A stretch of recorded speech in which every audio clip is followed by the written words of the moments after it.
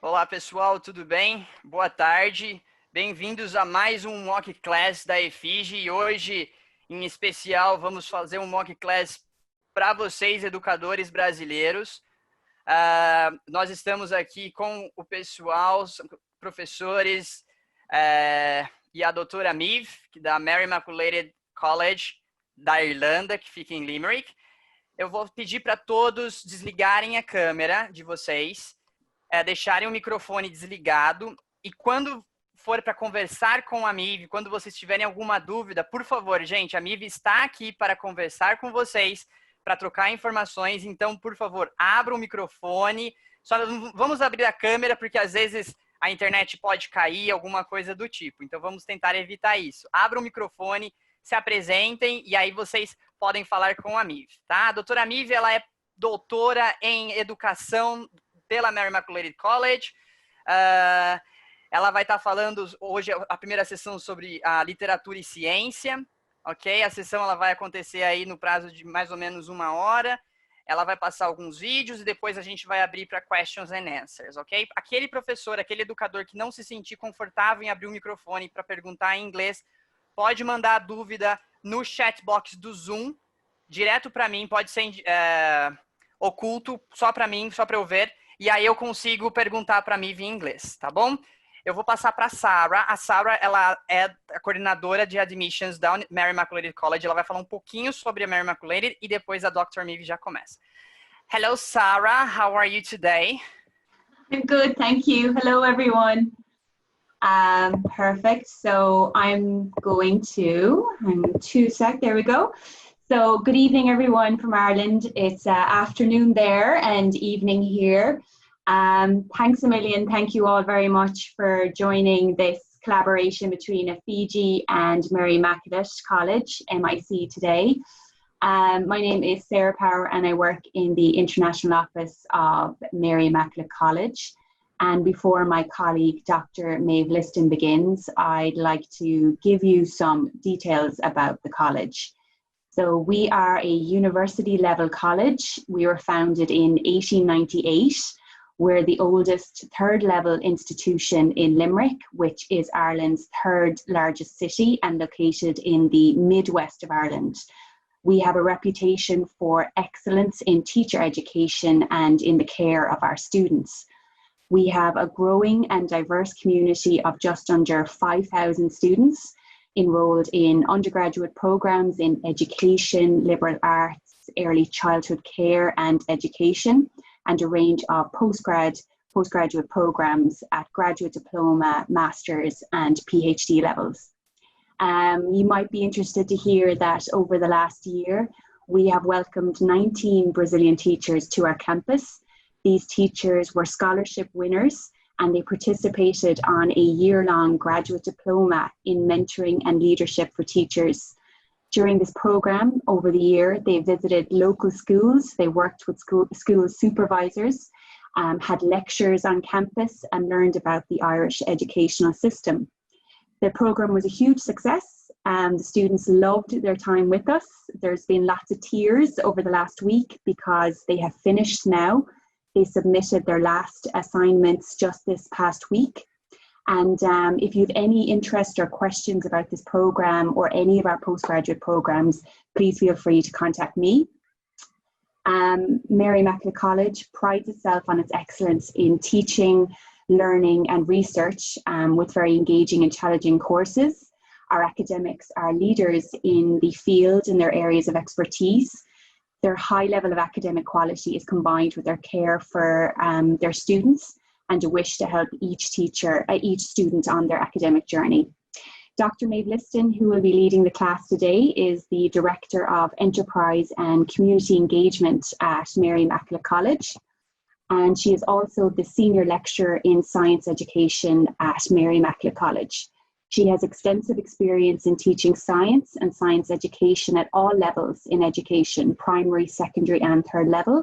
She lectures at undergraduate and postgraduate level, including on the Masters in STEM education. This program may be of interest to some of you, so please do contact us if you'd like any more information on this program. So just to finish up, Thank you all very much for joining Fiji, MIC and Dr. Maeve Liston today, and please enjoy the class.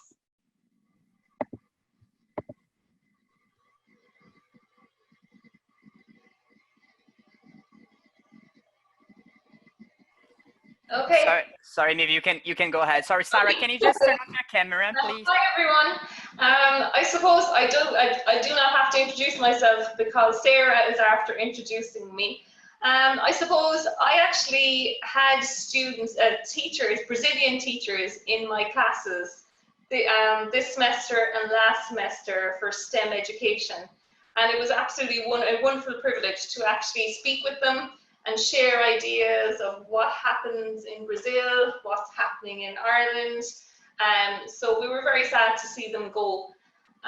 So today's session, it's broken up into two parts. We're going to look at part one, we're just going to look at what science is, and then what science education looks like in the primary school or the elementary school classroom. We will look then at, I suppose, the situation that we have in Ireland, but also the situation in science education internationally, and then some challenges. We want to look at challenges that you may be having in the teaching of science, and also, I suppose, what even myself, we're having here in Ireland, and have a discussion around that at the break. I would suggest that if you can, write down as many questions as you want, and then after the video we'll have a question and answer session, and you will have time then to ask me questions on what we did. So to get going, so we do not go over too much, take up too much of your time, I'm going to play the first video. Make sure you take lots of notes and ask a lot of questions afterwards. Okay. This session will discuss what science is and what science education looks like in the primary or the elementary school classroom. We will examine the current situation with the teaching and learning of science education in the Irish context, but also internationally. We will focus on the current challenges to the delivery of science in the elementary classroom and how these can be addressed. And then after the session, we will discuss the many opportunities in the design and development of innovative, creative, and engaging science lessons that promote inclusion and science for all. Okay, first off, I say to you, what is science? Write down on a piece of paper the very first word that comes into your mind when I say science. So from your experience, what would you write down on that piece of paper? What is science?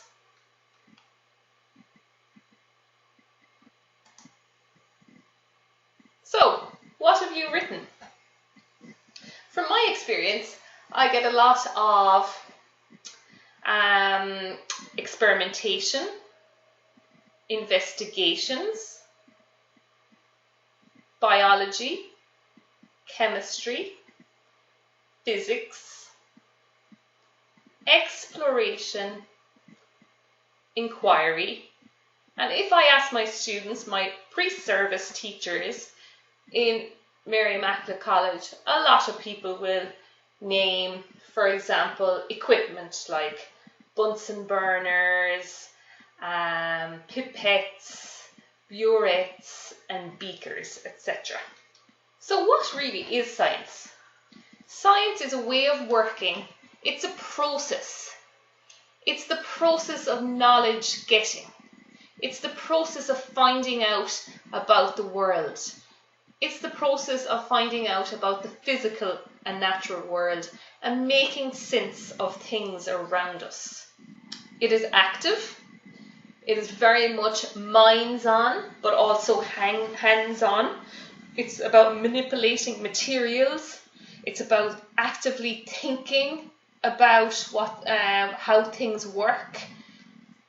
It is about trying things out and experimentation. So it is minds-on and it is hands-on. Science is very much a product of inquiry. It's about questioning. It's about questioning everything around you. It's questioning why the sky is blue. It's questioning how things work, why they don't work another way. Why do animals act in this way? Why are things designed the way they are, etc. And also, you're very well aware, we all come to the science class with lots of different backgrounds and experiences. So we have lots of thoughts on how we think things work, and we can make a lot of predictions. So science is very much revolves around our own experiences, what we have experienced in the past, and how we can use what we have learned in the past to learn more in the future. Okay, think about your experience of science in school. How many of you would say it was a positive experience? Or how many of you would say it was a negative experience? And think to yourself why you've chosen either a positive or a negative experience. Think about it. What made it so positive? Or what made it so negative?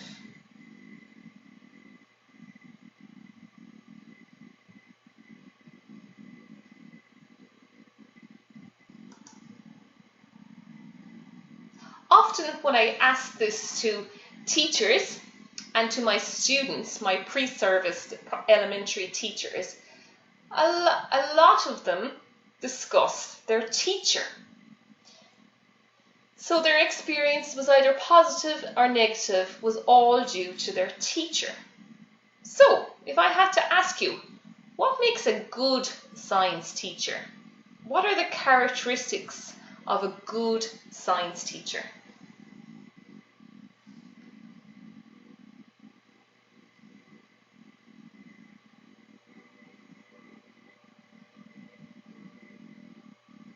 And of course, what would make a bad science teacher?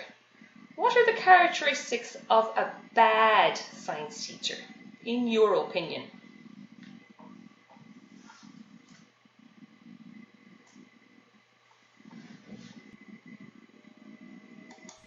In 1930, the Republican-controlled House of Representatives, in an effort to alleviate the effects of the, anyone? The Great Depression, passed the, anyone? The tariff bill, the Hawley-Smoot Tariff Act, which, anyone raised or lowered? Raised tariff. So obviously, no one wants to be this type of teacher. This type of jug and mug type of teacher, filling our students with lots of information. No major interaction between the teacher and the pupils. The students aren't really engaged. And the questioning, it's not direct. The questioning isn't engaging. It isn't promoting dialogue or discussion, or even higher order thinking. So we definitely do not want to be that type of teacher. But what type of science teacher do you want to be?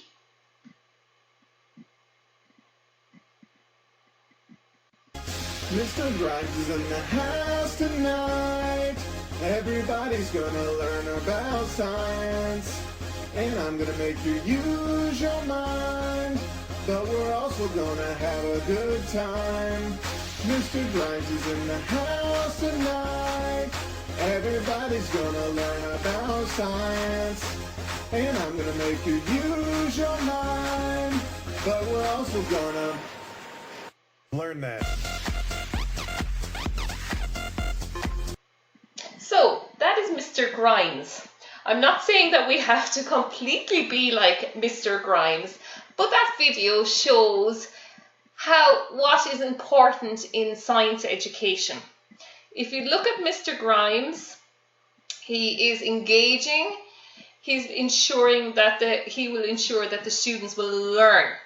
The most important thing about science is students have to be learning something new, as I've said before, based on maybe their prior experiences and building on their ideas and their predictions.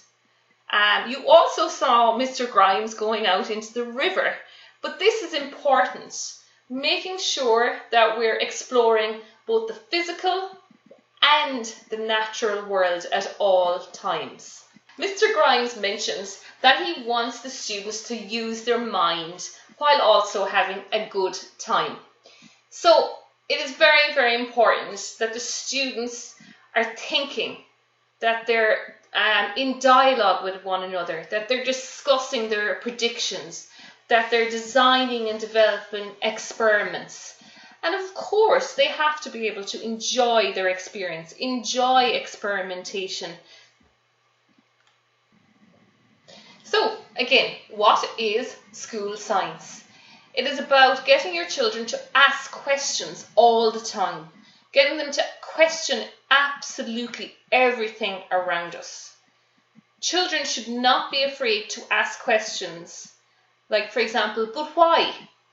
We need to provide the opportunity for children to start asking questions like why. Science involves making sense of the world around us, extending children's innate curiosity and natural urge to explore their immediate environments. Primary science is a way of thinking and doing. It involves the process of knowledge getting, how we go about solving a problem and learning more about the world. It is more the how rather than the what. What I mean by this is how we go about gathering knowledge rather than the knowledge itself. Young children have a natural curiosity and drive, exploring everything about the world using their senses. They see an experimental world where everything they encounter can be a subject of scientific exploration. They formulate theories, make and test predictions, seek explanations, do experiments, and revise what they know based on their active experiences and newly gathered evidence, and so have been referred to as scientists in the crib. The Irish primary science curriculum places an emphasis on the development of the child's basic scientific skills, which would allow and enable them to explore and investigate their own worlds around them. This involves channeling the pupil's curiosity in practical work and relating it to scientific concepts. The curriculum revolves around developing two types of understanding within the children. That is conceptual understanding and procedural understanding. Conceptual understanding deals with the development of scientific knowledge, while procedural understanding centers around the child developing an understanding of the scientific processes. The two understandings are interlinked and are developed in tandem. Fostering scientific skills in children from a young age contributes significantly to developing a wide range of important social, communication, and higher order thinking skills, such as practical skills of observation, motor skills, hand-eye coordination, and using their senses. Reasoning and thinking skills such as questioning, speculating, inferring, problem solving, noticing similarities and differences. And of course, communication skills and social skills of cooperation, negotiation, leadership, and following instructions. This figure summarises the main principles of the primary science curriculum. Take time to read the different principles.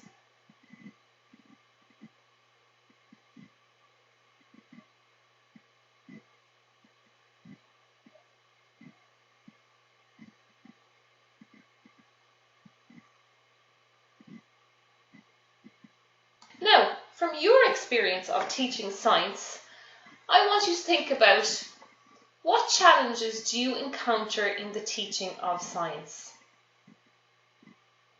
Just write down on a piece of paper the different challenges that you encounter in the teaching of science.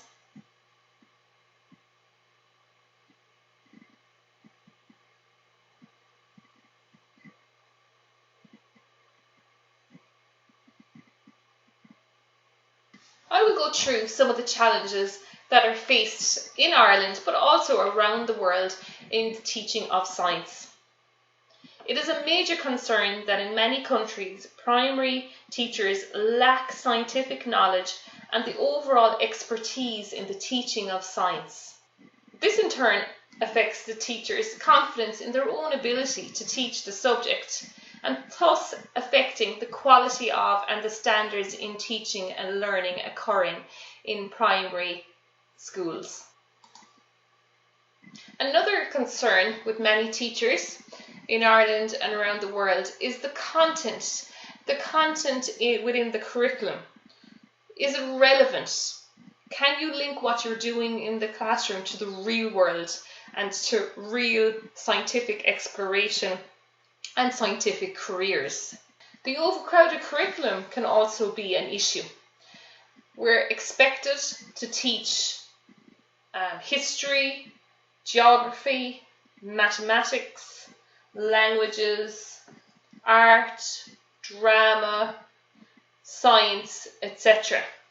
And there just is not time in the curriculum to give science the attention that it needs. And of course, we all have competing demands in schools. For example, in Ireland, for the last number of years, we've put a strong focus on literacy and numeracy. Physical education and well-being of our students is becoming a huge priority now. So where do teachers have time to do everything? And of course, students' interests. Some students do not have an interest in science, and how do we engage with them and develop their interests and enthusiasm for science? Now we're going to think about how can we overcome these challenges, and how have you in the past in your science teaching overcome these challenges and in your career so far. So in the next section, in Q&A section, we will look at how have you overcome some of these challenges in designing and delivering your science lessons. I'm going to leave you with two important quotes that I always live by.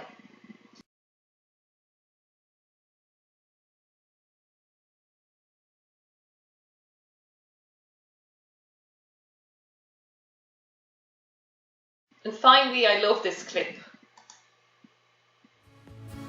You know who the biggest rock star of all time is? Einstein. Okay, great.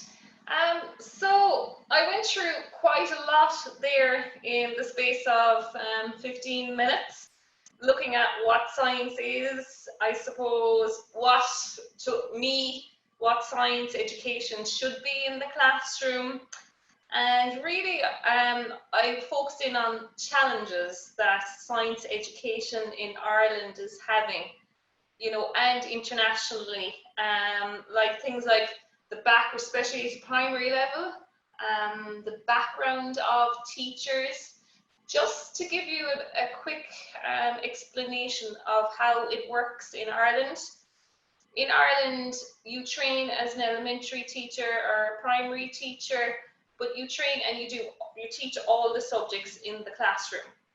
So prior to students coming into Mary Immaculate College, a lot of the time they always wanted to be a primary school teacher.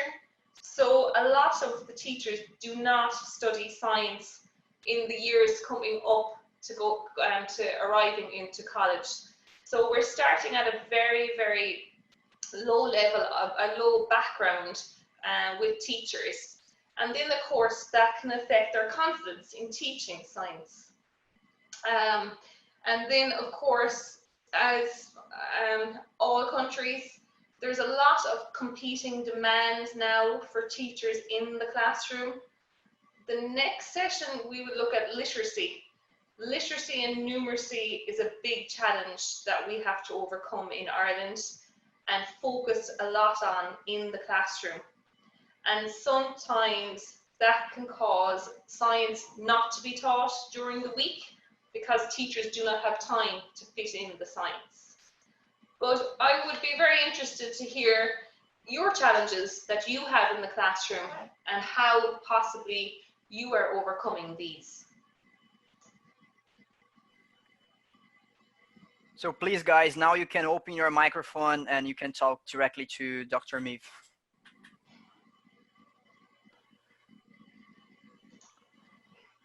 Ou vocês podem colocar no chat box ali que eu converso com ela, mas, por favor, vamos interagir com a professora.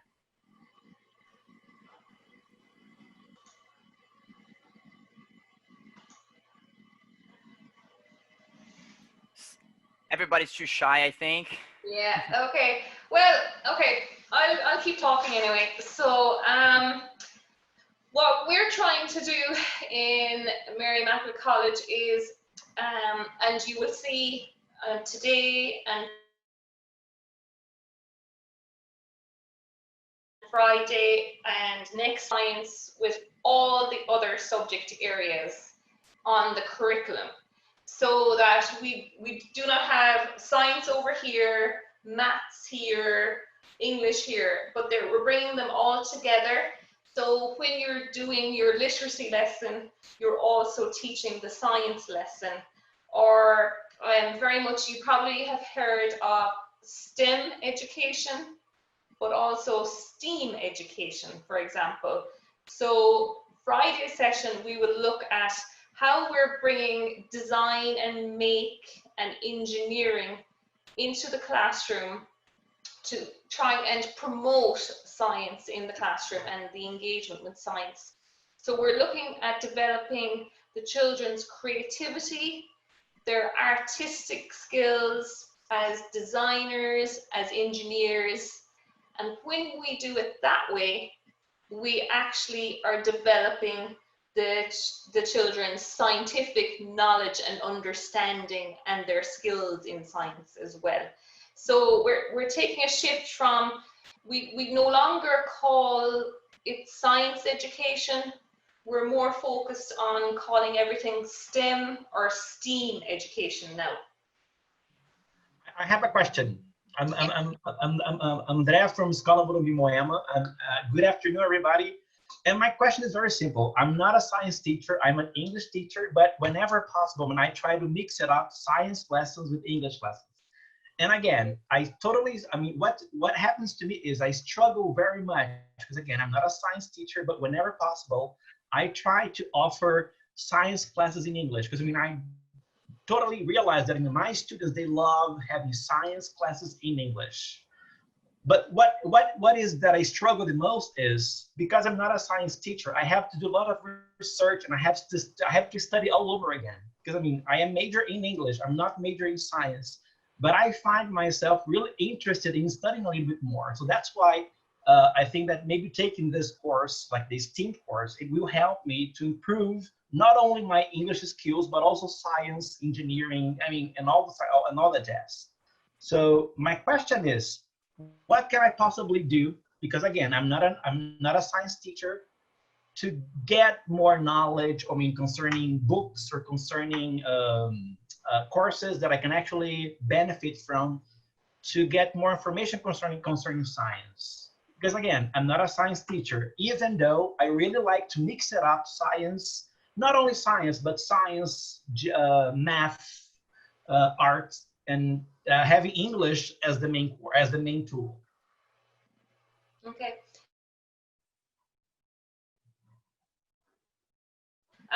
It's very interesting, and So I suppose where I begin with the literacy, it's all about oral language.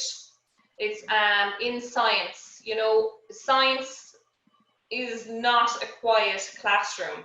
You have to have a busy buzz. You have to have children talking and questioning. So it's very similar to reading comprehension, for example. If you were reading a piece of text, you will be breaking it down into different sections. You will be exploring, asking questioning why the person is thinking like this. So you're predicting maybe the next possible section. So I would start with, first of all, anyway, oral language. That, you know, get them speaking about the text. So if you bring in, you know, I think, again, a lot of people bring in science books and think that is the way forward. Be very careful with bringing in highfalutin or, you know, science books straight away, because there's a lot of terminology. You know, we speak English as our first language in Ireland, and children have a huge problem with terminology and scientific language. So bring it right back down, and it should be just everyday language you would be using in the classroom. Okay. So it'd be, you know, like making predictions. And I think the most important thing about science is, you know, children love to ask us why, but I want you to put it back on them and keep asking them why. So if a child says to you, oh, I think it works this way, well, you always ask them why. So not only are they thinking about the science and making sense of it in their head, also they're developing oral language. They're trying to communicate back to you what their thoughts. And that's a huge piece of it. I spend a lot of time asking my student and the children why, and you know, and it's surprising.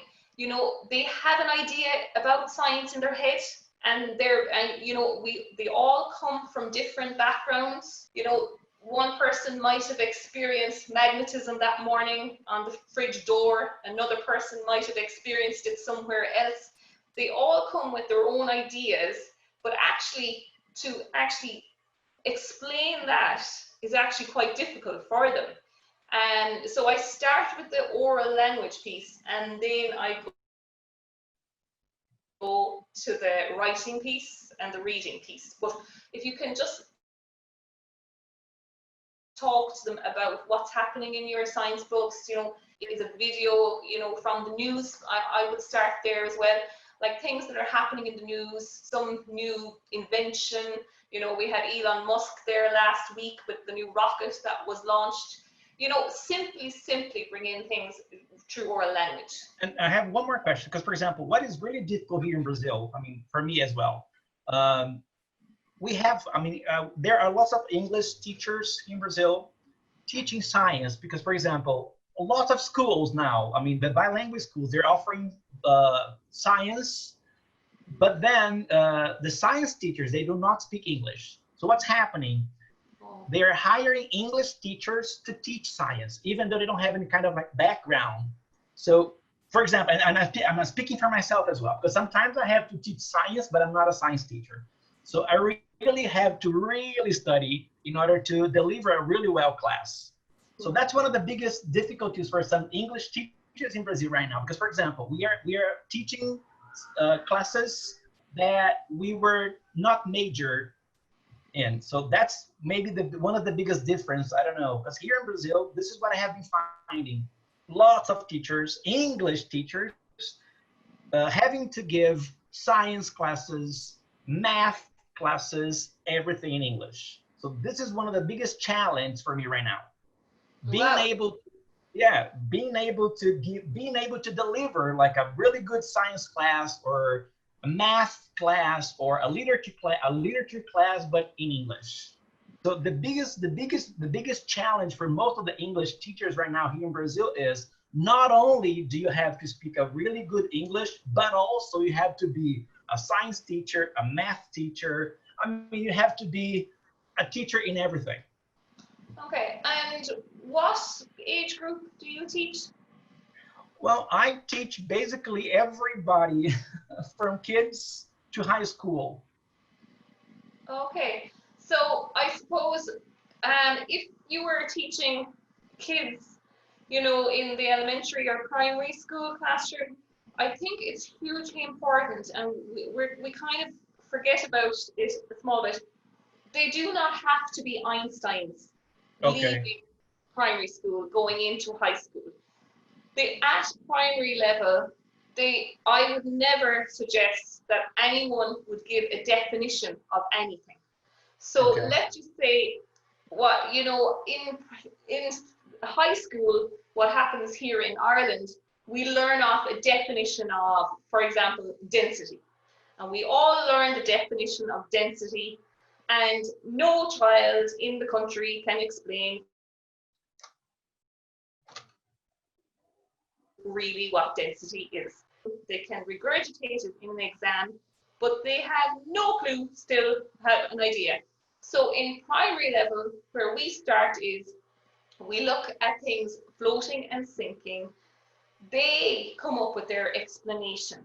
And as I say, in elementary school, it is not rocket science.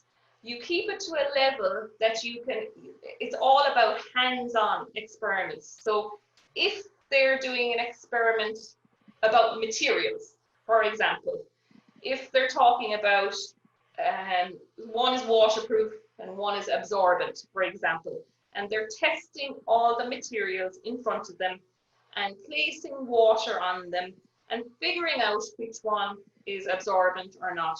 Or they're testing if it's an insulator, if it keeps their drink warm, or if it's a conductor and it keeps their drink, it doesn't keep their drink warm. So they're experiencing it. So they look at it, they experience it, and they explain back to you what they have seen and what they've experienced. And then you can introduce the term afterwards. Okay. So what I do is I kind of flip the book. A lot of the time we introduce the terminology, then they do the experiment, and we're all expected for them to have a eureka moment, but before they do the experiment, they know the answer. So it's actually the wrong way around. So I always say, get your high school science book and flip it and start with the experiment. They can see in front of their eyes what is happening. They have to try and explain what they think is happening, and then you come in and you explain it, introducing the terminology then. I think that works for us, and well, for me anyway, it does. And I actually I was a second level. I trained as a second level science teacher, and now I train primary school teachers. So I did teach in a second level, or a high school classroom. Okay, thanks so much. Anyone else?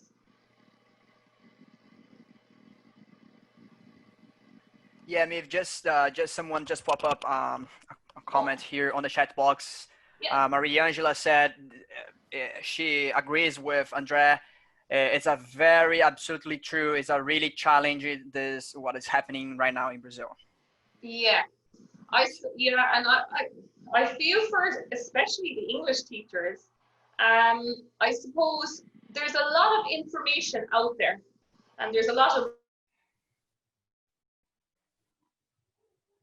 books, but I think it starts with the very, very basic scientific skills of, for example, observation, that the children are standing back and looking at how something works.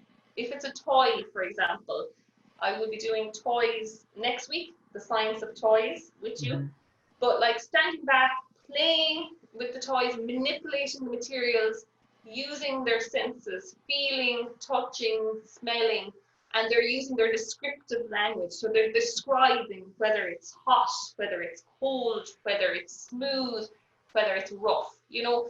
So their observation, you know, most of a scientist's life, that's all they do. They stand back and they observe and they try to look for patterns.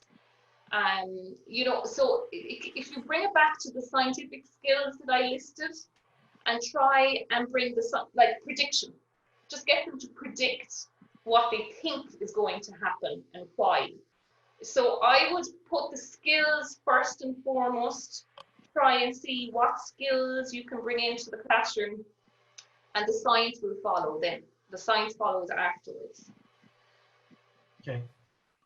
Yeah. So will we go on to the next section? Yes. Yeah. So just a brief context to this. It will be explained in the video. We have lots of competing demands in Ireland at the moment, you know, and literacy and numeracy was a huge demand on teachers, where we were told by the government and Department of Education, we need to focus on developing literacy skills.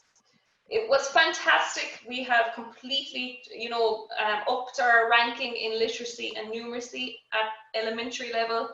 However, by doing that, we increased writing time, we increased reading time, and we increased all the English language classes, but other subjects were forgotten.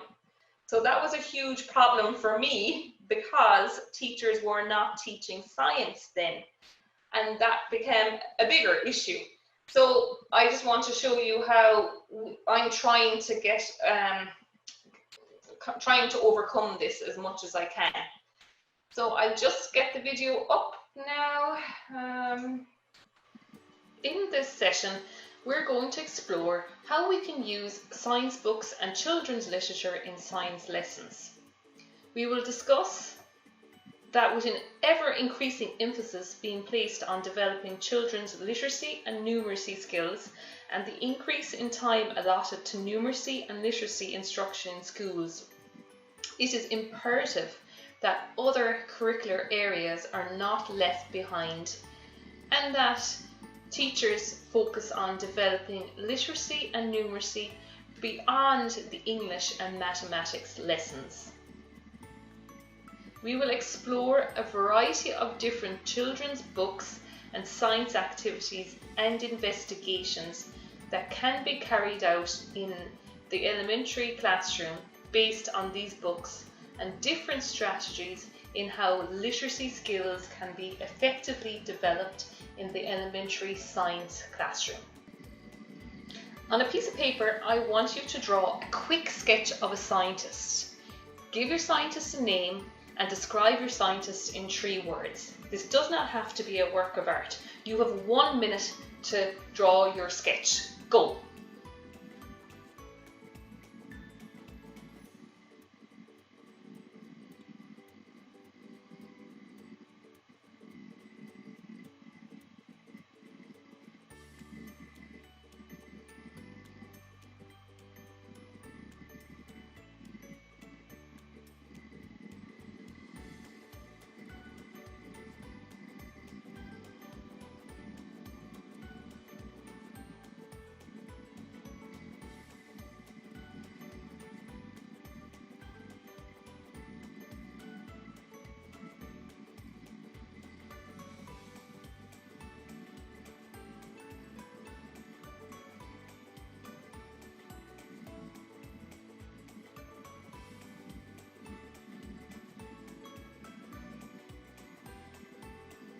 Okay, we'll look at your drawings in a while, but I want you to look at these drawings drawn by many different children of different age groups. What do you notice about the scientist?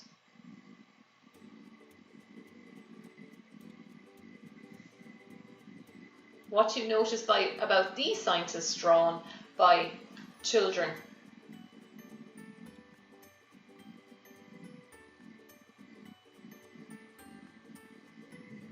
What do you notice about these drawings drawn by 15 to 17-year-olds, second level students?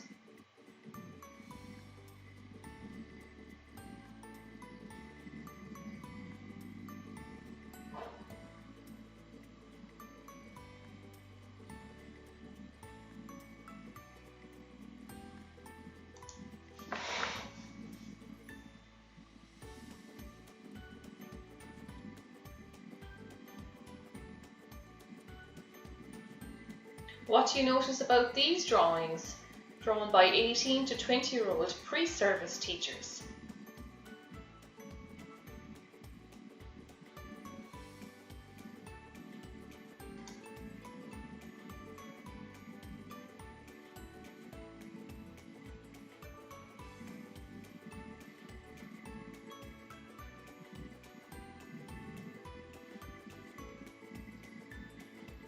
So think about, have these ideas changed from children at primary school level to second level to third level? Now let's examine your drawings. Look at your drawings. Is your scientist wearing a lab coat, eyeglasses, facial hair, has pencils or pens in its pocket, and it just looks unkempt? Are they holding any symbols of research? Have they books or filing cabinets near them?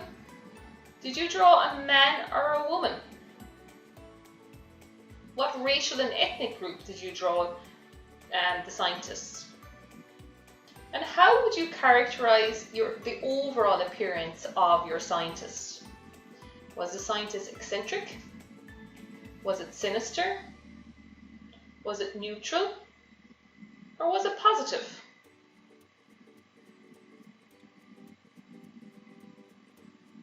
Think about, why did you draw your scientist in this way? And where are these stereotypical views coming from? There are many stereotypical views of scientists coming from, like, for example, children's literature, from the TV. How could we confront these stereotypes and ideas about science using books? Think about it. How could we confront stereotypes and ideas in the classroom using books?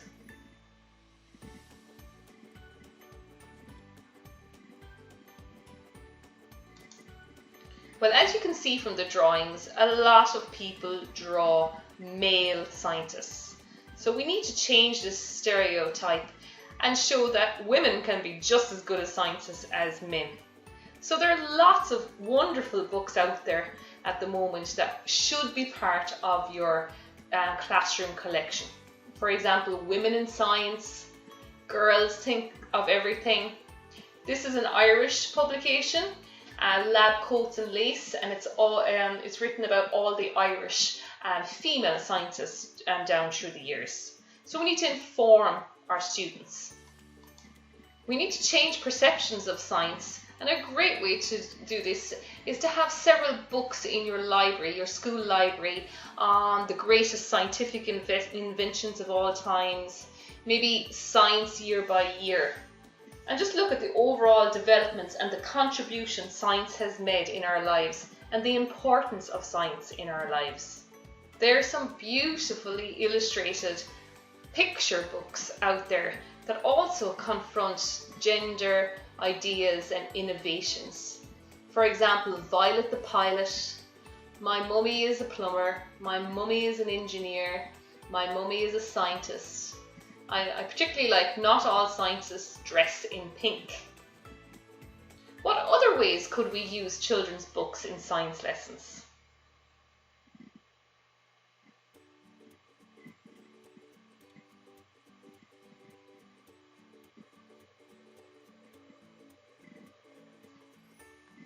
There are many books on the market that incorporate stories and scientific investigations and project work. Two of my favourite are the Rosie Revere Engineer and The Three Pigs and the Scientific Mr. Wolf. Add a Twist Scientist is a great book also. In recent times, around the world and in particular in Ireland, we're focusing very strongly on literacy and numeracy and integrating literacy and numeracy across the curriculum. However, worryingly, there's some commentary saying things like, for example, one consequence of the introduction of the 3 new subject areas in our primary school curriculum, which would be drama, science and SPHE, that this caused a reduction in the amount of time devoted to the core areas of literacy and numeracy. I'm not sure why they think this, and I will explain in the following slides. If you look at the scientific process skills involved in carrying out scientific investigations in the science classroom, like observation, like predicting, like planning, collaboration, peer learning, arriving at conclusions, and dialogue.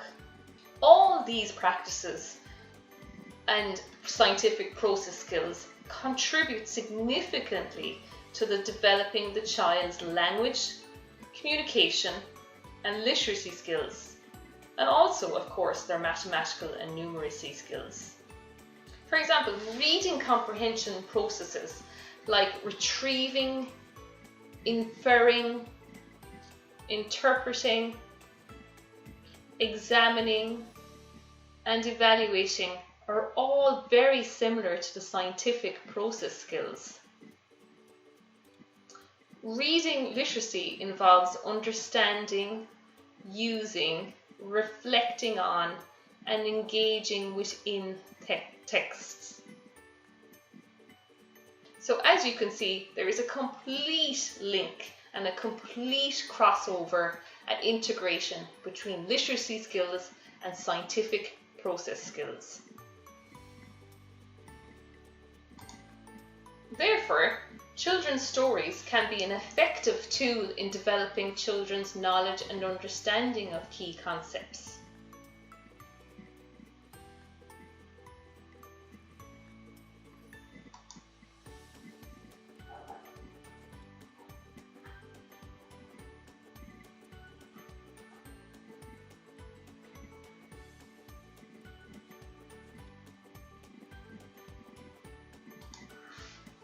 So if we look at what is actually happening in the classroom. So a recent study that I carried out on the use of children's literature and storybooks in the primary science classroom, I found that there was very limited use of children's literature and storybooks. Teachers explained that they did not have any professional development or workshops were not available in this area. They also felt because of the overcrowded curriculum, they did not have time to develop such resources and lessons. And also they would like some resources in how to design science lessons incorporating children's literature. 25 teachers were questioned, and none of the teachers stated that they used the book as a prompt or a guide in designing and carrying out a scientific investigation. And major findings from this study was that none of the teachers had integrated familiar everyday children's stories and literacy strategies to a significant level in their science classrooms. There is also a problem in the classroom at the moment that there is a focus on literacy and numeracy, and teachers are being told to focus on this area. So what is happening? We're increasing the amount of time on oral and English, the English lessons, and sometimes to the detriment of science. So I was thinking, this is crazy. I must do something about this and look at how I can incorporate literature, children's literature, into the science lessons.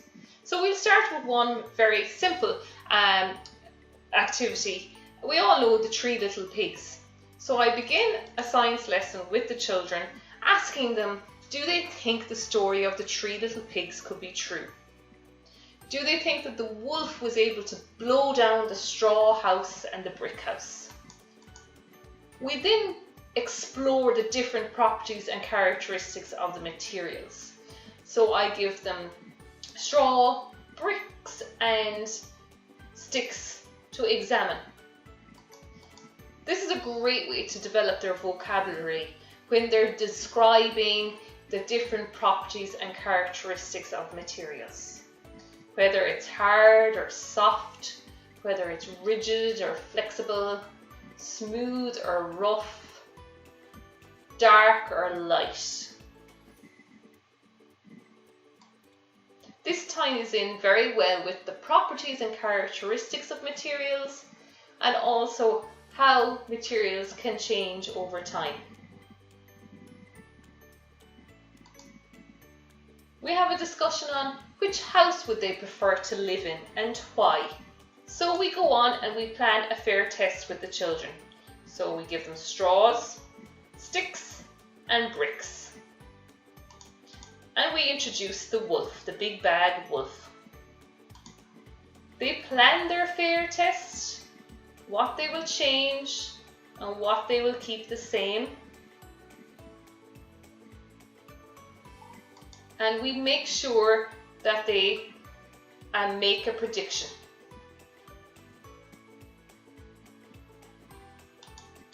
They then go and investigate. So in that sense, they build their straw house, their brick house and their stick house, and then the wolf huffs and he puffs, and they test which one falls down. So as you can see here, the sticks and the straw house has fallen down, but the brick house is still intact.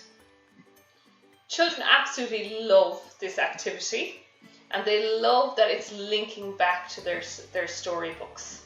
This activity works really well in the classroom. So I just wanted to start briefly with how it's so simple to introduce science through any of children's science books. Now I want to focus in on how do you actually develop literacy skills and integrate literacy strategies even more into a science classroom with a children's book. We're going to look at the book We're All Going on a Bear Hunt. This was chosen as it is a very popular and familiar book to many teachers, and because of this it was used to encourage teachers to look at this particular book and other familiar books through a very different scientific lens.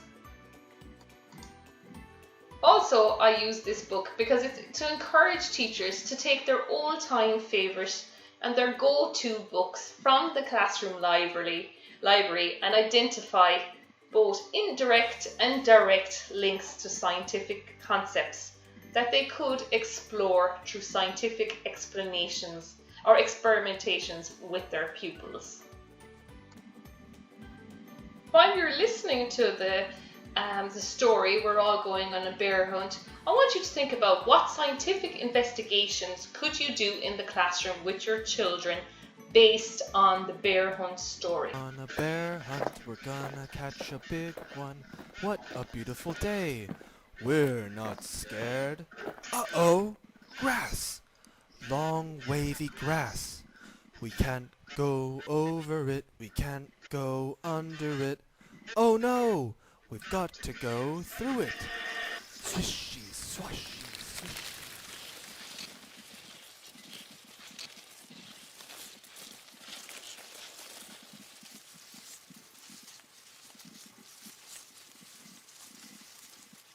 We're going on a bear hunt, we're gonna catch a big one. What a beautiful day! We're not scared. Uh-oh, a river! A deep, cold river. We can't go over it, we can't go under it. Oh no! We've got to go through it! Splash, splosh, splash, splosh, splash.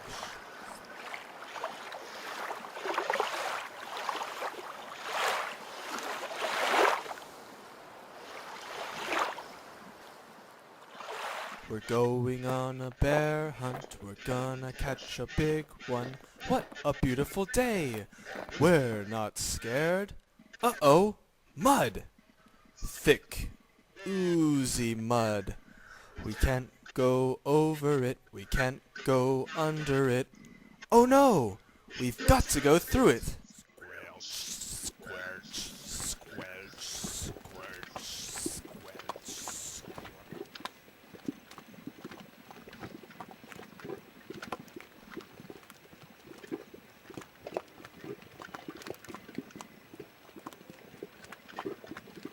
going on a bear hunt. We're gonna catch a big one. What a beautiful day. We're not scared. Uh-oh, a forest. A big, dark forest. We can't go over it. We can't go under it.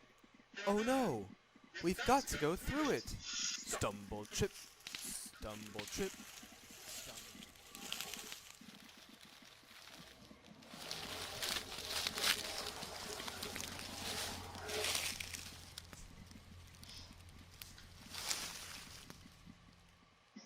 We're going on a bear hunt, we're gonna catch a big one. What a beautiful day! We're not scared. Uh-oh, a snowstorm! A swirling, whirling snowstorm. We can't go over it, we can't go under it. Oh no! We've got to go through it.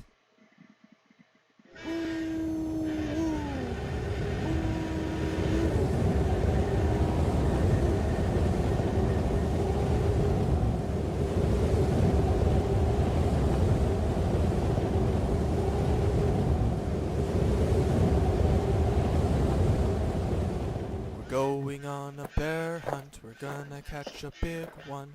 What a beautiful day! We're not scared. Uh-oh, a cave. A narrow, gloomy cave. We can't go over it, we can't go under it. Oh no, we've got to go through it.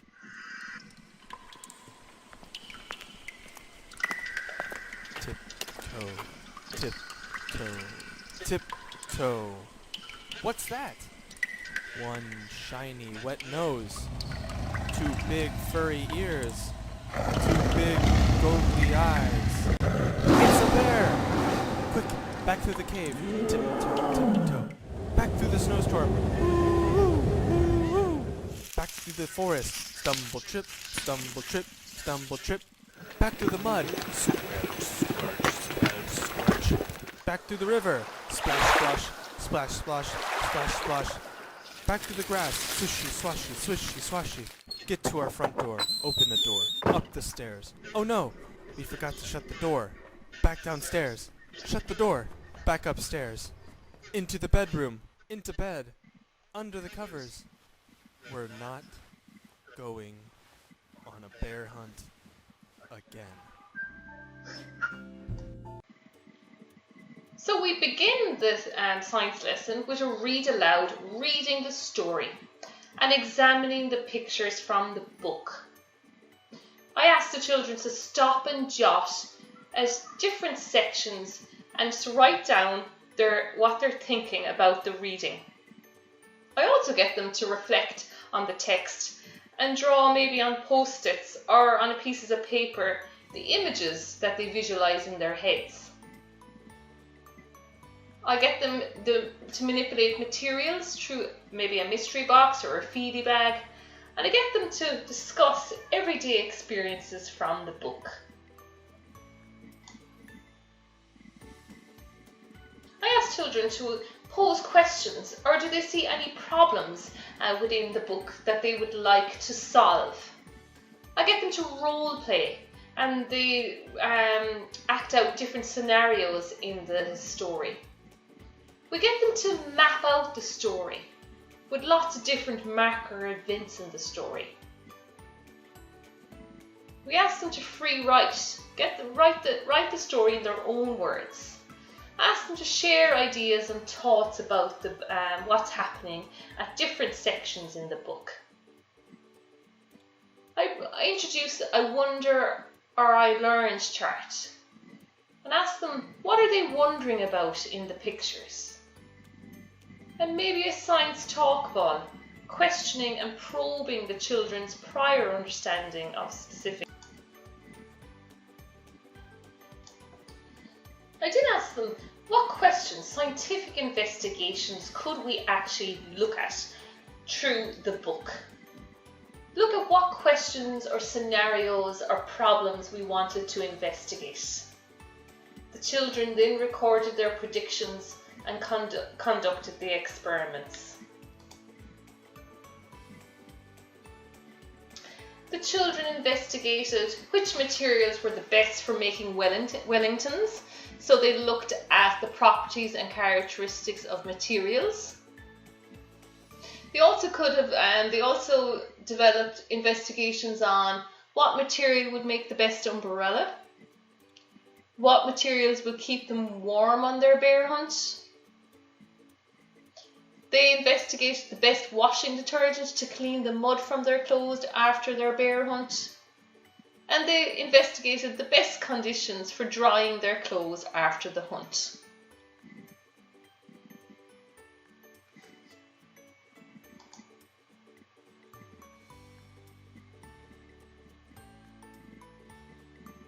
They also went through snow, so they looked at how can we stop an ice cube from melting?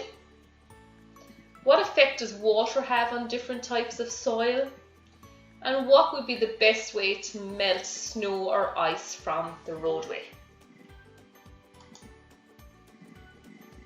The children also were in a cave, so they wanted to investigate light and sound in the cave. So in the light, they looked at, and they were going through, of course, a dark forest. So we explored natural and artificial sources of light. Can you see in the dark? We looked at shadows, and we tested different types of material, if they were translucent, transparent, or opaque.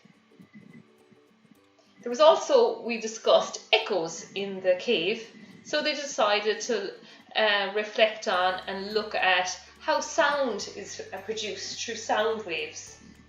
Looked at the reflections of sound and looked at the absorption of sound. And they investigated what materials could we use on the soles of our shoes to ensure the quietest tiptoe in the cave. The feedback from the children was very positive, with them all engaged, with them commenting that there were so many different things they could investigate in a story. They also focused on designing and developing investigations which involved fair testing, planning, gathering data, data analysis, and arriving at conclusions. That was just an example of one book that I use in the classroom that I can use with the children to investigate so many different concepts and carry out so many different investigations. I also like the book Mr. Gumpy's Outing, Sheep in a Jeep, The Gingerbread Man, The Princess and the Pea, and The Wonky Donkey. Also, If I Lit the Pilot, If I Built a Car, The Girl Who Loved Wellies. If you would like to do some more reading on how you can use children's literature in primary science, I find these 4 books really, really good, which gives me examples of different books I can use in the science classroom.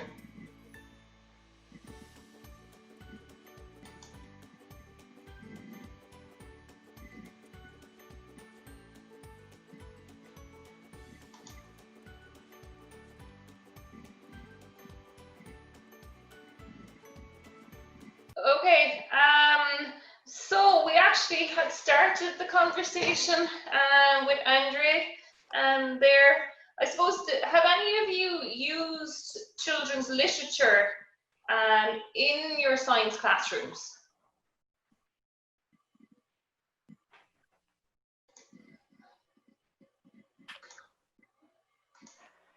Please, guys, alguém já usou aqui? We have one here. Yeah, some people said no, not yet. Okay. So I suppose. Hi. Hi. Hello. My name is Regiane. I am a teacher for early childhood education, and I have used The Very Hungry Caterpillar. It is a book where I could explore many different subjects, especially science, right? And it was very interesting. And I absolutely love working with books. I love this one, the going on a bear hunt. It was a really great idea. Really, really good. I also already used the Three Little Pigs too. Yeah. We built some houses with non-structure material, and they love it. Yeah, I have used literature books to work the language. I am an English teacher, right? And for the early childhood, and I think working with books, I work as a project, and I develop during the process. I work with many subjects, colors, numbers, even science, right? I love it. Yes. It's very interesting. It's great that you're doing it, because I think it brings the book alive even more.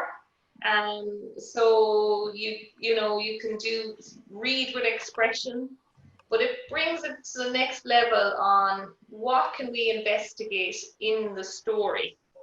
And I Yes. suppose you look at, especially books for younger children. If you look at a lot of them, a lot of the time, there's a plot, and there's someone that's in trouble, and there's usually someone that actually tries to help. Sometimes they don't help really well, but there's all, or else they help, and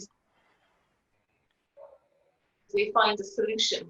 There's Hmm. lots of books. I just put up other childhood fairy tales there at the end. Like, for example, I do the gingerbread man. How can we save the gingerbread man? Uh-huh. How can he get across the river without the fox eating him? So actually, we designed and developed like catapults to catapult him across the river, levers to pump him up across the river. We build bridges for him so he doesn't rely on the wolf. Rapunzel, do you know that one? Rapunzel at the top of her tower. Yes, I How, do. yeah, so Yes. you have to rely on her prince to get her down. How can she get down from the tower? It's So building amazing. again some sort of, a zip line for her, so there's a trampoline for her. So when she jumps out the window, she lands on the trampoline. So if you look at a lot of young children's books, and this is what I found very interesting, these books you might read to 5, 6 year old, but give that book to a 10 or 12-year-old, and they will actually interact with the science class just as much.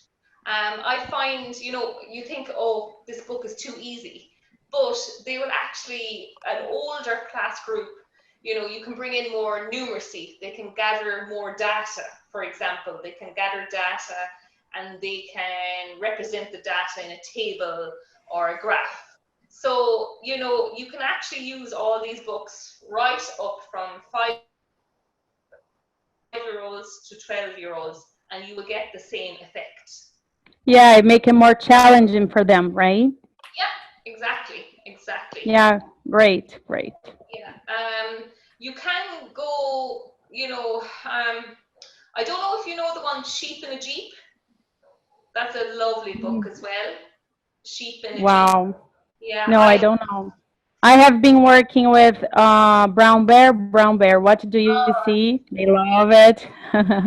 Yeah, I love working. I love Eric Carl, and I love working with books with the little guys. I work with children from 3 to 10, right? And I also yeah, sometimes I do this. I use the same book for the little guys, and I try to bring the same book, the same subject, the same book, and give more challengings for the older ones. Yeah, that's what I try to do. But sometimes I don't want to, oh, this is for babies, and we don't like this. But I try to make it more fun, more interesting for them, more challenging for their group age, right? For the older ones. But yeah, this is a great Exactly. idea. I love working with books, and in learning about STEAM, is really interesting for me. I would love to go deeper into that subject to really make my projects better for the children. You know, make more meaningful for them. And if you find, if you looked at the bear hunt, a lot of it was bear testing. But you can also, a lot of the books is designed, like, you saw I had the Three Pigs and Scientific Mr. Wolf. That's a Yes. very good one to look at, designing and developing prototypes and solutions. So bringing engineering and design and make into the classroom as well. And next, on Friday, I look at that. I look at engineering and design and make. How do you bring that into the classroom? Also, just to let you know, I have shared the PowerPoint, but also with extra information and extra resources with Diego, and he will share them with you then. So you have the video, but you also then can go much more slowly through the presentation in a PDF format. And in the presentation, I have a few more examples of books that I use, like Princess and the Pea, as well. So, so I think that will be shared with you at some point. Excellent, excellent. Thank you very much. Okay. Thank you, Regiani. Thank you. Sorry, Dr. Miv. We are running out of time. I just want to know if has anyone got any more questions, any more comments, or anyone got any, I don't know, information or want to share something with Dr. Miv.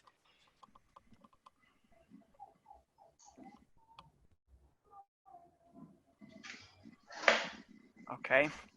Okay, Dr. Miv. So this first, okay, sorry, I do have one here. It say amazing, thank you very much. So Maria Angela Viola is telling you, Dr. Miv. Oh, brilliant. Thank you very much. That's great. I'm just sharing my email. Sorry, Regiani, I think your dog he wants to go for a walk. Yes, he does. Sorry, guys. Let me turn it off. No, don't worry. So yes, Dr. Miv, don't worry. I will share all the. I have just shared my email on the chat, but yeah. Yeah, Okay. so that's okay. I will share with the. So Dr. Miv has already shared with you guys her email address on the Zoom chat box, so you guys can go there, have a look, and email her directly. However, I want to invite you and for you to invite your colleagues to come on Friday, because today Dr. Miv told a little bit about opportunity and give this amazing experience about science in a literature and all the books, and I fell in love. Like I was just feeling this nostalgic feeling when I was a kid and my mom used to read books for me, so I was here smiling. But anyway, I just want to invite you to come and to attend the next mock class. So if you're not enrolled on the mock class on Friday, please enroll yourself. And so the next mock class, she's going to talk about more practice about STEAM education for basic education. So she's coming with real examples from STEAM in Ireland, so you guys can establish this in Brazil. So that's a great opportunity, guys. So please don't miss that. Invite your friends, invite your colleagues, and a very important thing, if you do have students who wants to follow up the education career, which you guys are amazing, I really admire your job. Please invite the students as well to be part of that, because it's an amazing opportunity for them. So I want to thank you very much for all to be part of this My Way. Don't worry, you're gonna get the attending certificate, so you're gonna get the link so you can download the certificate.